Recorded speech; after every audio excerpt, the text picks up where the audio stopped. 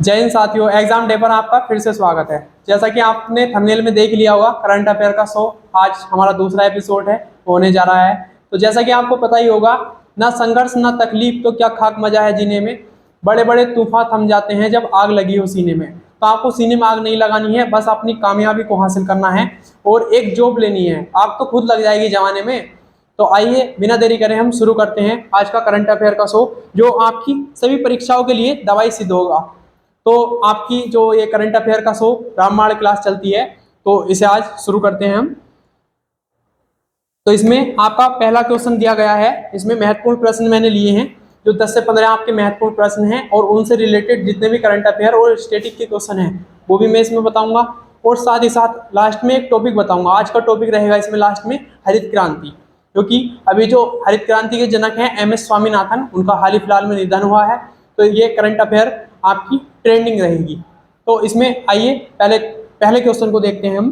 तो इसमें है, हाल ही में दिनेश दासा को UPSC का सदस्य नियुक्त किया है। तो मैंने सभी क्वेश्चन ऐसे वन लाइनर लिए हैं। मैं इसमें बताऊंगा कि किस प्रकार से क्वेश्चन बनते हैं एग्जामों में। तो इसमें आपसे पूछा जाएगा कि UPSC के जो सदस्य हैं उनको नियुक्त किया गया है, उसमें 4 ऑप्शन दे देगा आपको। उसमें आपको दिनेश दासा जो हैं इनको सही टिक करना है।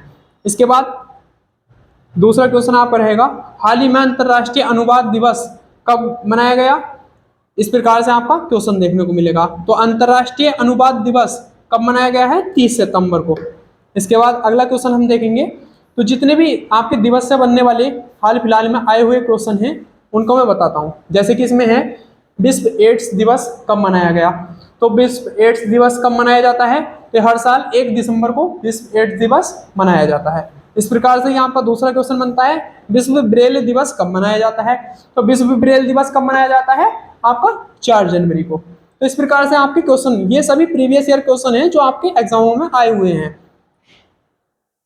देखते हैं इसमें अगला, अंतर्राष्ट्रीय युवा दिवस किस तारीख को मनाया जाता है। तो अंतर्राष्ट्रीय युवा दिवस से मैं बता दूं आपको कि 12 अगस्त को आपका अंतर्राष्ट्रीय युवा दिवस मनाया जाता है। इस दिन आपका हाथी दिवस मनाया जाता है। और मैं बता दूं कि ये युवा दिवस जो है ये किसके उपलक्ष्य में मनाया जाता है।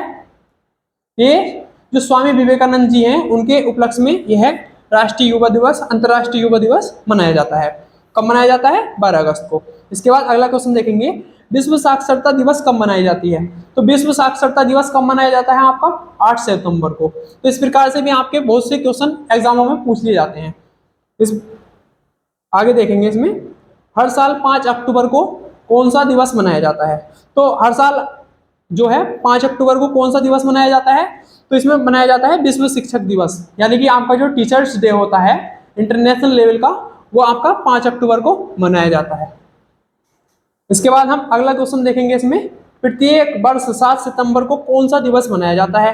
तो आपका विश्व कैंसर दिवस पूछ लिया जाता है एग्जामों में, वो आप कमेंट बॉक्स में बताओगे कि विश्व कैंसर दिवस कब मनाया जाता है। और इसमें दे रखा है, देखो आपको कंफ्यूज नहीं हो रहा है, इसमें है राष्ट्रीय कैंसर जागरूकता दिवस 7 सितंबर को मनाया जाता है। इस प्रकार के क्वेश्चन आपके कंफ्यूजन क्वेश्चन होते हैं, इनको आप अच्छे से लिख कर रख लोगे। इसके बाद अगला क्वेश्चन है आपका इसमें, हाल ही में भारत और अर्जेंटीना देश के बीच सामाजिक सुरक्षा समझौते पर हस्ताक्षर किए गए हैं। तो आपसे पूछ लिया जाएगा इस प्रकार से क्वेश्चन कि जो सामाजिक सुरक्षा समझौते पर हाल में अर्जेंटीना के साथ किस देश का समझौता हुआ है, तो अपने भारत देश का हुआ है। तो इस प्रकार से आपसे पूछ लिया जाएगा। इसमें जैसे अर्जेंटीना देश आया, तो अर्जेंटीना देश की मैंने राजधानी ली है ब्यूनस आयर्स। इसके बाद है अर्जेंटीना की जो मुद्रा है, तो अर्जेंटीना पैसो इसकी मुद्रा है। और इसके बाद है आधिकारिक इसकी भाषा कौन सी है, स्पेनिश। तो इस प्रकार से जितने भी क्वेश्चन बनने वाले हैं उनको मैं यही एनालाइज करता चलूंगा, जिससे कि आपके जो याद हो जाएं, आपको बार बार इनको याद ना करना पड़े, यही एक क्लास में आपके याद हो जाएंगे। तो हमारा डेली करंट अफेयर का शो आपको जो सुबह 7 बजे यूट्यूब चैनल हमारे एग्जाम डे पर आपको मिलेगा। तो इसलिए आप हमारे चैनल एग्जाम डे को सब्सक्राइब कर लें, साथ ही साथ हमारी वीडियो को लाइक कर लें, जिससे कि आप एक भी वीडियो को मिस ना कर पाएं। और कमेंट बॉक्स में बताएं कि आपको हमारा शो कैसा लगता है, और आपको हमारे जो लास्ट में टॉपिक है, किस प्रकार के टॉपिक आपको ऐड कराना है। तो आप जो अगले दिन हम टॉपिक लाएंगे, जैसे कि आज आया है आपका हरित क्रांति आएगा लास्ट में, तो इस प्रकार से आप कौन सा टॉपिक पढ़ना चाहते हो वो हमको कमेंट भी कर सकते हो, हम उस टॉपिक को ऐड कर देंगे अगली वीडियो में। अगला क्वेश्चन हम देखते हैं, हाल ही में दिल्ली सरकार ने स्कूलों में त्वरित शिकायत के समाधान के लिए ऐप लॉन्च किया है। तो आपसे क्वेश्चन बनता है, इस प्रकार से आपका क्वेश्चन बनेगा इसमें, त्वरित शिकायतों के समाधान हेतु ऐप लॉन्च किस राज्य ने किया है? तो किस राज्य ने किया है? वो दिल्ली राज्य ने। तो इस प्रकार से आपका क्वेश्चन एग्जाम में पूछा जा सकता है। इसके बाद है अगला क्वेश्चन, हाल ही में सरकार ने सीबीडीटी के चेयरमैन नितिन गुप्ता का कार्यकाल 9 माह और बढ़ा दिया गया है। तो आपसे पूछा जाएगा सीबीडीटी के चेयरमैन कौन है? नितिन गुप्ता। और इनका कार्यकाल जो है कितने दिन बढ़ा दिया गया है? 9 माह, यानी कि 9 महीने इनका कार्यकाल और बढ़ा दिया गया है। इसके बाद अगला क्वेश्चन, हाल ही में भारतीय भाषा उत्सव कार्यक्रम किस शहर में आयोजित किया गया है? इस प्रकार से आपका क्वेश्चन देखने को मिलेगा। तो कौन से शहर में आयोजित किया गया है? तो लखनऊ शहर में। लखनऊ शहर कहाँ? उत्तर प्रदेश में स्थित है। उत्तर प्रदेश की राजधानी लखनऊ है। इसके बाद में जो भाषा से संबंधित कुछ अधिनियम है उनको बताता हूं। जैसे कि आपका 21वां संविधान संशोधन अधिनियम है 1967, इसके तहत आपकी सिंधी भाषा ऐड की गई है। और इसमें बता दूं, जैसे कि आपका 71वां संविधान संशोधन हुआ फिर 1992 में, इसमें आपकी 3 भाषा जोड़ी गई जिनकी ट्रिक है नमक, यानी कि नेपाली, मणिपुरी, कोंकणी। तो नमक से आप इनको याद रख सकते हैं। 71वां संविधान संशोधन 1992 में हुआ था और इसमें 3 भाषा जोड़ी गई थी, नेपाली, मणिपुरी, कोंकणी। इसके बाद हम अगला क्वेश्चन देखते हैं। अगला क्वेश्चन है, हाल ही में करिश्मा तन्ना को बुसान फिल्म फेस्टिवल में स्कूप के लिए नामांकित किया गया है। तो इसमें पूछ लिया जाएगा आपकी बुसान फिल्म फेस्टिवल के लिए स्कूप के लिए किसे नामांकित किया गया है? करिश्मा तन्ना को। इसके बाद है अगला क्वेश्चन, हाल ही में उत्तराखंड ने स्वैच्छिक रक्तदान विश्व भर में रिकॉर्ड बनाया है। तो यानी कि स्वैच्छिक रक्तदान क्या है? जो अपनी इच्छा से रक्तदान किया जाता है। तो अपनी इच्छा से किए गए रक्तदान में जो उत्तराखंड राज्य है उसने विश्व स्तर पर अपना रिकॉर्ड दर्ज किया गया है। तो उत्तराखंड से जो संबंधित, देखो मैं आपकी थोड़े से बोले कर रहा हूँ इसमें जी के, जैसे कि आपकी उत्तराखंड की दर्रे हैं, तो उत्तराखंड की दर्रे इनकी ट्रिक है, उत्तराखंड में नीति को मनाली, तो यानी कि नीति दर्रा, माना दर्रा और लिपुलेख दर्रा, इन तीनों दर्रों का संबंध किस राज्य से है? उत्तराखंड राज्य से। ये भी आपके एग्जामों में पूछ ली जाती हैं, बिल्कुल ऐसे ही पूछ ली जाते हैं कि नीति दर्रा किस राज्य में स्थित है? उत्तराखंड में। इसके बाद है 9th नंबर का, इसके बाद है, हाल ही में वाराणसी में अंतर्राष्ट्रीय होम टेक्सटाइल शिखर सम्मेलन की मेजबानी की है। यानी कि जो अंतर्राष्ट्रीय होम टेक्सटाइल शिखर सम्मेलन की मेजबानी किसने की है? तो आपके वाराणसी ने।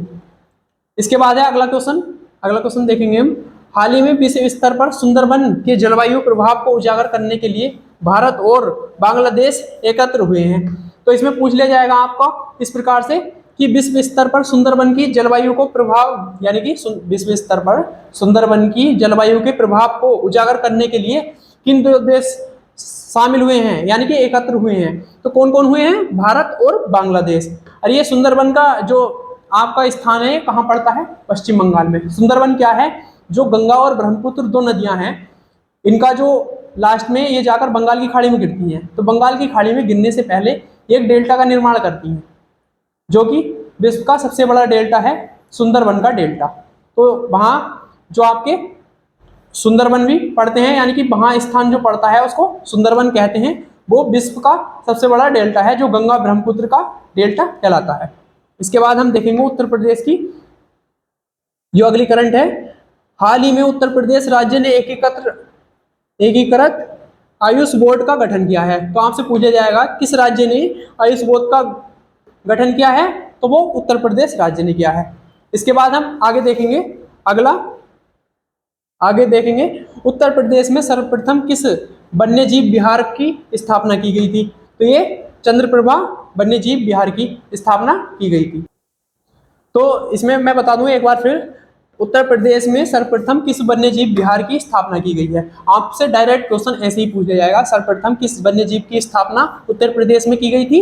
तो चंद्रप्रभा वन्य जीव विहार। तो ये किस राज्य में स्थित है? किस राज्य में स्थित है? आप कमेंट बॉक्स में बताओगे। इसके बाद है अगला क्वेश्चन, वर्ष 1942 में भारत छोड़ो आंदोलन, यानी कि भारत छोड़ो आंदोलन कब हुआ था? आपका 19। तो आपसे पूछा जाएगा कि भारत छोड़ो आंदोलन कब हुआ था? 1942 ईस्वी में हुआ था। तो इसमें क्वेश्चन है ये, वर्ष 1942 में भारत छोड़ो आंदोलन के समय उत्तर प्रदेश में किस शहर में राष्ट्रीय सरकार की स्थापना कर दी गई थी?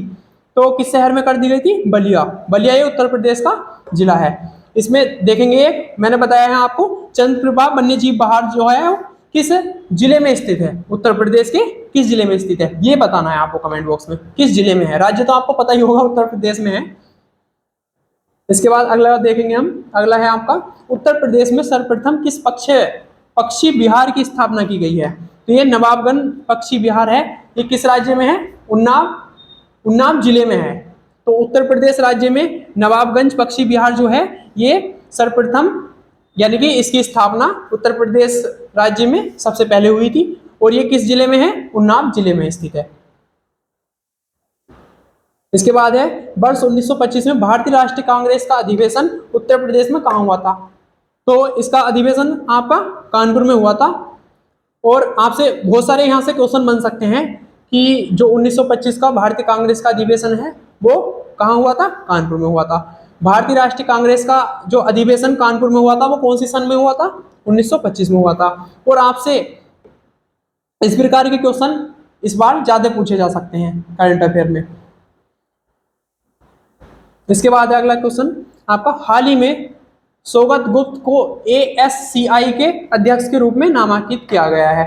तो इसमें आपसे पूछ लिया जाएगा ASCI के अध्यक्ष के रूप में किसे नामित किया गया है? सौगत गुप्त को। इसके बाद अगला क्वेश्चन हम देखेंगे, हाल ही में लद्दाख में उमलिंग ला फैशन रन में दुनिया के सबसे अधिक ऊंचाई पर फैशन शो का रिकॉर्ड बनाया है। तो आपसे पूछ लिया जाएगा कि फैशन रन में दुनिया के सबसे अधिक ऊंचाई पर फैशन शो का रिकॉर्ड कहाँ बनाया गया है? ये लद्दाख राज्य द्वारा बनाया गया है। तो लद्दाख राज्य है या केंद्र शासित प्रदेश है? तो आप इसका भी जवाब हमको कमेंट बॉक्स में देंगे। इसके बाद है अगला क्वेश्चन, हाल ही में प्रेस ट्रस्ट ऑफ इंडिया के अध्यक्ष के रूप में किसे चुने गए हैं, यानी कि किसे चुना गया है? तो KN शांता को। तो आपसे पूछ लिया जाएगा कि KN शांता को किस कंपनी के अध्यक्ष के रूप में चुना गया है? तो प्रेस ट्रस्ट ऑफ इंडिया के। इसके बाद है अगला, हाल ही में एशिया पेंट्स कंपनी के सह संस्थापक अश्विनी दानी का निधन हुआ है। तो आपसे पूछ लिया जाएगा कि हाल ही में अश्विन दानी का निधन हुआ है, वे किस कंपनी से संबंधित थे? तो वे एशियन पेंट्स कंपनी से संबंधित थे। तो आज की करंट अफेयर जो है आपकी समाप्त हो गई है। और जो आज का टॉपिक होने वाला है हमारा वो है आपका हरित क्रांति। तो हरित क्रांति में बता दूं कि जैसे कि आपकी जो खाद्यान्न के लिए एक बड़ी उपलब्धि हासिल की थी हमारे भारत ने और विश्व स्तर पर ये क्रांति देखने को मिली थी। तो इसमें मैं बता दूं कि भारत में हरित क्रांति गेहूं और चावल के उत्पादन से संबंधित हुई है। और इसकी शुरुआत कब होती है? इसकी शुरुआत 1966 और 1967 में के बीच इसकी शुरुआत मानी जाती है। और इसके हरित क्रांति के जनक कौन माने जाते हैं? MS स्वामीनाथन। तो MS स्वामीनाथन का नाम क्या है?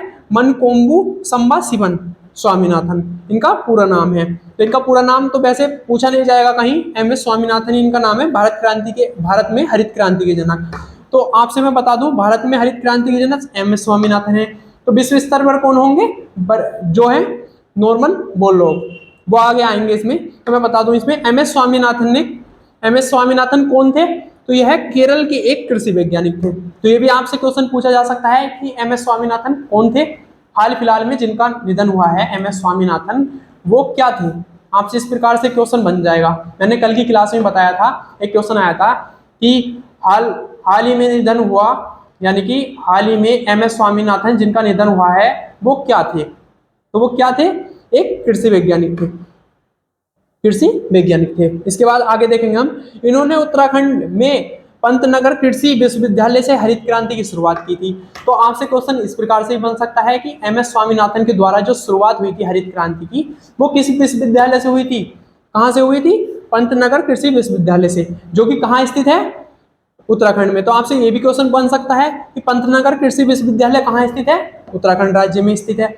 इसके बाद आगे देखेंगे हम, हरित क्रांति के तहत प्रसंदित बीजों, हाइब्रिड बीजों के द्वारा नवीन खादों का प्रयोग करके और बहुत सारे जो कीटनाशकों का प्रयोग करके गेहूं और चावल के उत्पादन में इन्होंने वृद्धि हासिल की थी, जिसको हरित क्रांति कहते हैं। इसमें आगे देखेंगे और मैं बता दूं कि विश्व स्तर पर हरित क्रांति की शुरुआत साल 1960 में मैक्सिको में हुई थी।